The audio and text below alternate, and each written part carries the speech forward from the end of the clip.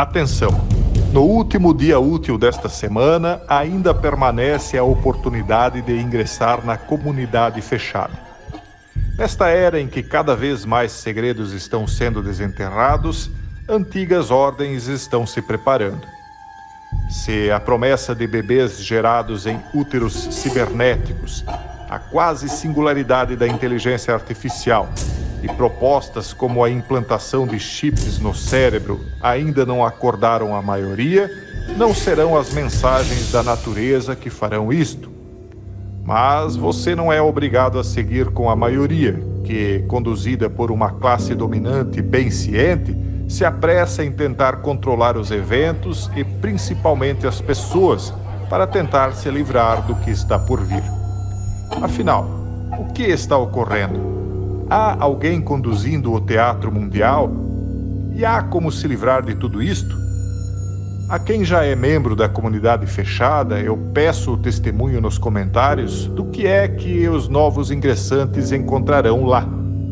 Faça parte de nossa comunidade com vídeos explicativos e lives de interação semanal, onde responderei as suas perguntas. Para isto, clique no link da descrição deste vídeo ou do comentário fixado. A realidade é pior do que a ficção, mas é preciso entender o que se avizinha.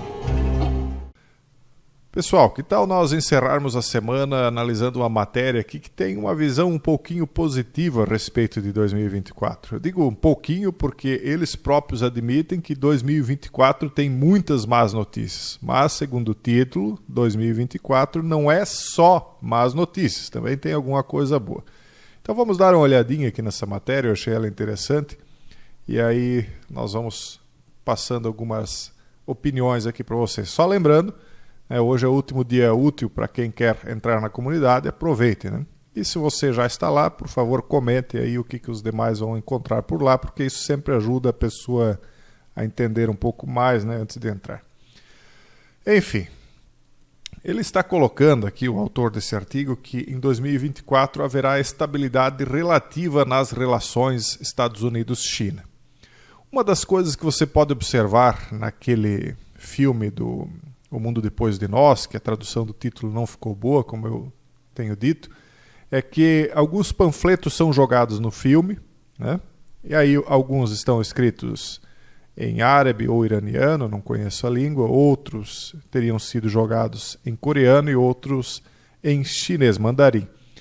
Então, até mesmo a elite globalista ocidental, porque o filme é uma produção de Obama, né, tem fomentado na mente dos americanos um medo, né, um receio e uma preparação contra esses três países. Então, essa estabilidade relativa aqui que eles estão colocando é realmente relativa, porque eles não vão lá fazer uma propaganda direta contra a China, contra o Irã, contra a Coreia, porque isso atrapalharia nas negociações diplomáticas.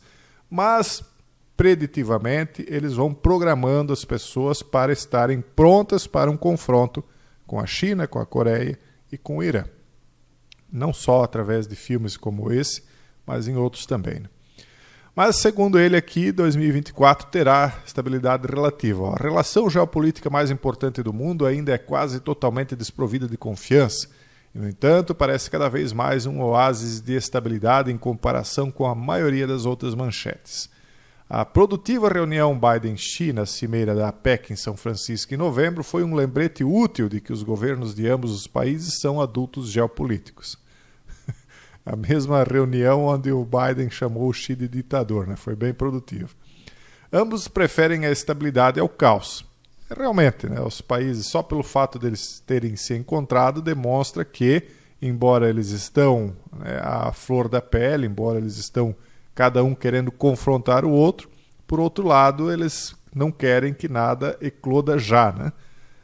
O que eles querem, aparentemente, é um dominar o outro, mas não através de um confronto direto. Eles estão indo por vias diplomáticas o mais que eles podem, né? Então, cada um tentou conter os danos causados pelas emergências internacionais. Assim, embora os Estados Unidos e a China tenham opiniões muito diferentes sobre a Ucrânia e Israel, evitaram cuidadosamente ações que pudessem aumentar as consequências dos combates. Então eles estão dizendo aqui que 2024 vai permanecer assim. Eu acredito que as tensões vão aumentar um pouco. Eles citam aqui a Índia como uma ponte para o sul global. Quem é o sul global? BRICS, basicamente, África, os países que não fazem parte do Ocidente. Eles chamam de sul global, embora comporte também países como a Rússia, que está lá no norte, né? Então, na verdade, é a mesma oposição de sempre, e volto a citar o filme O Mundo Depois de Nós, porque há uma fala do personagem que diz: os Estados Unidos fez muitos inimigos, talvez eles tenham agora se juntado contra nós.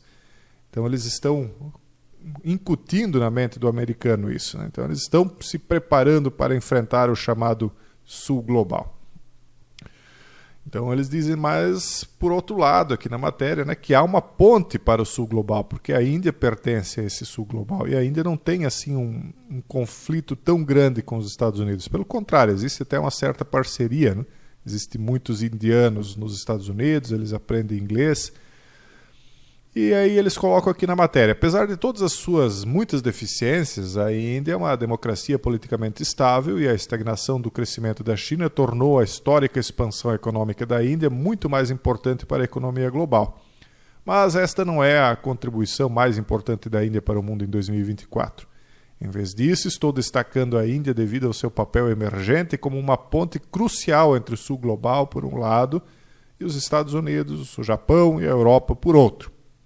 É difícil enxergar a importância geopolítica deste papel de liderança para a Delhi. Então, o que ele está dizendo? Que, por um lado, a Índia pode ser o novo motor de crescimento do mundo, uma vez que a China já alcançou um certo nível de crescimento do qual muita coisa já não é mais necessária. Por exemplo, eles construíram apartamentos para jogar fora, porque não há pessoas suficientemente para morar dentro. Eles construíram infraestrutura gigantesca de pontes, de asfalto, de portos. Tanto é que eles estão fazendo isso até fora de lá, através do Belt and Road, né? Então a China ela cresceu o que tinha para crescer, a população envelheceu, não teve filhos porque se concentrou em ganhar dinheiro, e ela não está mais para representar o papel de motor do mundo. Mas a Índia não, a Índia tem uma população jovem e ainda muito mais pobre, né? Então, por um lado, ela pode servir de novo motor do mundo, né, para onde o mundo vai vender muita coisa e de onde ele vai comprar muita coisa feita por mão de obra mais barata. E, por outro lado, também eles querem dizer que é uma ponte diplomática, né, para que os países ricos possam continuar conversando amigavelmente com os países pobres sem que esses se revoltem, né, como está parecendo que vão fazer, né? Ou pelo menos é muito disso que a gente tem visto aí nas declarações dos líderes dos países do sul global.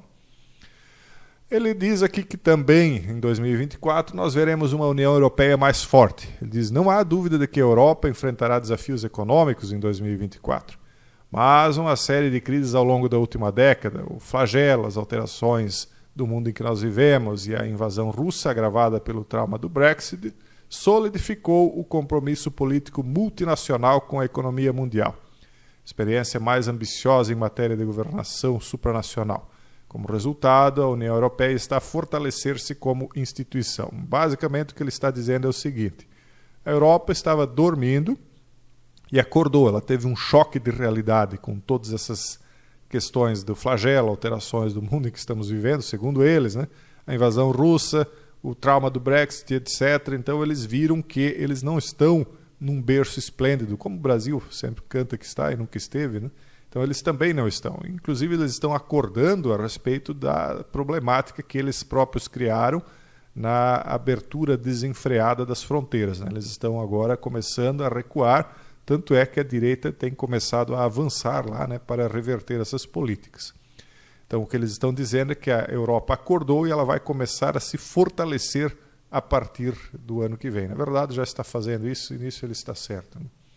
Outra situação, a estabilidade política do México. O México tem uma economia dinâmica que está fortemente integrada na economia global e é um dos principais beneficiários da tendência crescente de nearshoring. Embora, o que quer dizer isso? É aquela ideia que os Estados Unidos têm de trazer para perto de si a produção industrial. Então, eles não vão mais deixar os produtos lá do outro lado, na China, porque se um novo flagelo vier e travar toda a economia novamente, eles querem ter as indústrias ali do lado, né, para que não ocorra problemas novamente, como aconteceram, né, na quebra de cadeias de abastecimento, principalmente por conta dos portos, né? E aí os transportes rodoviários eles vão correr com mais facilidade, até porque, mesmo que as pessoas, por um motivo ou por outro, estejam impossibilitadas de dirigir, né, em 2024 vem mais forte com os caminhões dirigidos automaticamente por inteligência artificial, né? Então, basta apenas ter um controle aí de fronteira e está tudo resolvido. Então, o México, né, está relativamente estável e vai servir para isso, para os Estados Unidos. Embora ajude a ser o principal parceiro comercial da maior economia do mundo, a previsibilidade política no país está a ajudá-la a obter mais benefícios dessa relação. Por quê? Porque eles têm medo de colocar dinheiro num país instável, que daqui a pouco muda a política, muda o presidente, a democracia ou as instituições não garantem os investimentos deles, e aí eles acabam perdendo, né, bilhões, né, porque os americanos colocam muito dinheiro onde eles vão, né? Então esse é um grande problema aqui no Brasil, né, essa instabilidade, toda a vida uma loucura diferente aqui. No México já não é assim. E aí fala dos estados divididos da América. Isso também é algo que nós temos visto cada vez mais nas mídias americanas, né? Essa disputa e essa guerra civil, né, sendo tratada nas entrelinhas, até naquele episódio, naquele filme do Capitão América versus Homem de Ferro, né, em tantos outros, né? Mas aqui eles colocam isso como uma vantagem. Eles dizem, embora os americanos tenham historicamente pouca consideração pelas suas instituições políticas nacionais, isso não é verdade a nível local. Na verdade, a descentralização da política dos Estados Unidos permitiu um mercado livre de estratégias políticas, impulsionando algumas das mais notáveis histórias de crescimento e de atração de capital humano no mundo desenvolvido. E aí eles citam as vantagens dos estados azuis, como por exemplo da Califórnia, onde está o Vale do Silício e a inteligência artificial está se desenvolvendo como a mais competente do mundo, né? Ou seja, um estado democrata, de esquerda. E cita o estado vermelho, porque lá a inversão das cores, né, que é republicano e de direita, onde é o Texas liderando os Estados Unidos não só na produção de combustíveis fósseis, mas também na produção de energia pós-carbono e nas cadeias de abastecimento. Então, eles estão dizendo que, embora Texas ainda dependa e seja campeão, né, em produção de combustível fóssil, já está à frente também na nova energia aí que eles estão querendo implantar através de todo esse sistema ESG que vai colocar uma canga no Brasil, na verdade, né? Aí eles falam da capacidade do sul da Flórida de atrair e impulsionar finanças, bancos e tecnologia. Entretanto, impulsionou um dos aumentos mais notáveis do país no crescimento de investimento interno. Até porque o sul da Flórida é muito aberto à entrada de americanos do sul, né? Do centro e do sul. Então, ali a região de Miami e tal, tem muito latino, né, e brasileiro. E aí ele fala da promessa, né, da inteligência artificial e como isso vai talvez impactar positivamente. E em alguns setores, em alguns aspectos vai mesmo, porque vai baratear a produção, vai aumentar a produtividade, vai substituir mão de obra incompetente e às vezes até competente, mas agora então desnecessária. Mas, por outro lado, né, embora vá tornando a vida do ser humano mais confortável e mais, em alguns aspectos, para alguns, mais rica, né, porque muitos vão ficar sem recursos, por outro lado, ela também é uma cadeia, né? Volto a citar pela terceira vez o filme O Mundo Depois de Nós, onde um pai de família ele vai pedir o remédio para um filho dele. E aí ele dá a seguinte declaração: eu sou um homem inútil, sem meu celular e sem meu GPS, mas eu preciso do remédio e blá blá blá. Então, se ele já se torna um homem inútil, que ele não pode prover nada sem internet, sem GPS, imagine depois que esse homem, né, que é a maioria dos homens de hoje, estiver atrelado e dependente ainda mais da tecnologia, né, para tudo, né, porque até os empregos, até as funções que os homens exercem serão substituídos pelas máquinas. Aí sim o feminismo vai imperar mesmo, né? Mas enfim, pessoal, Eles falam mais algumas coisas interessantes. Eu vou deixar aqui o título em inglês para quem quiser pesquisar e encontrar a matéria e ler ela com mais calma. É esse aqui. Tá bom? Então esse é o vídeo de hoje. Mais uma vez, essa é a última oportunidade dentro dos dias úteis dessa semana para que você ingresse na comunidade fechada, né? E eu espero vocês lá, vocês serão muito bem recebidos. E toda quarta, né, a gente tem um encontro, uma live de mais de 1 hora, onde a gente troca ideias e eu respondo algumas perguntas também. Tá bom? Forte abraço a todos e até o próximo vídeo, se Deus quiser.